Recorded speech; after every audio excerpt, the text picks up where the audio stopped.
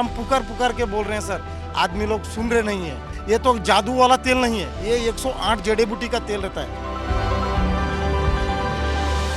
भारत में डेटा चोरी और सुरक्षा उल्लंघन के बढ़ते मामलों पर रोक लगाने के लिए सरकार ने नए digital personal data protection rules लागू किए हैं। इन नियमों का असर न केवल बड़ी तकनीकी कंपनियों बल्कि स्टार्टअप्स और सोशल मीडिया प्लेटफॉर्म्स पर भी होगा।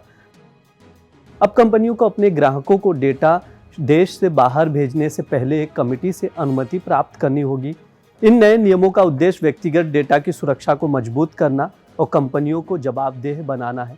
टेलीकॉम कंपनियां पहले से ही ग्राहकों का डेटा रखती हैं, लेकिन अब उन्हें सर्विस डेटा फ्लो यानी SDF का दर्जा मिलेगा।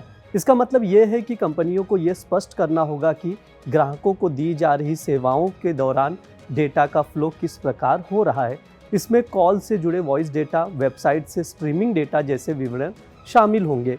कंपनियों को किसी भी डेटा उल्लंघन के लिए जिम्मेदार ठहराया जाएगा और अगर किसी यूजर्स के पर्सनल डेटा से छेड़छानी होती है तो उन्हें प्रभावित व्यक्तियों को इसकी जानकारी देनी होगी। बड़ी तकनीकी सोशल मीडिया कंपनियों को अपने सर्वर भारत में रखना पड़ सकता है। इसके लिए स्टार्टअप्स कंपनियों को इन नियमों के अनुरूप कंप्लायंस के लिए अधिक खर्च करना पड़ सकता है। डेटा कलेक्शन के लिए अब डिजिटल टोकन का इस्तेमाल अनिवार्य होगा और कंसेंट मैनेजर्स को डेटा प्रोटेक्शन बोर्ड के साथ रजिस्ट्रेशन करवाना पड़ेगा। इसके लिए न्यूनतम नेटवर्थ 12 करोड़ रुपए होनी चाहिए। Digital personal data protection act को अगस्त 2023 में अनुमति मिली थी और इन नए नियमों पर फीडबैक माय गवर्नमेंट पोर्टल के माध्यम से 18 फरवरी 2025 तक प्राप्त किया जाएगा। इन नियमों के प्रभावी होने के बाद कंपनियों को अपनी डेटा प्रोटेक्शन नीतियों को मजबूत करना होगा। आज का दिन ऐतिहासिक है। भारत की संसद ने आज digital personal data protection bill को पास किया है। माननीय प्रधानमंत्री श्री नरेंद्र मोदी जी के डिजिटल इंडिया विजन का ये बहुत महत्वपूर्ण हिस्सा है।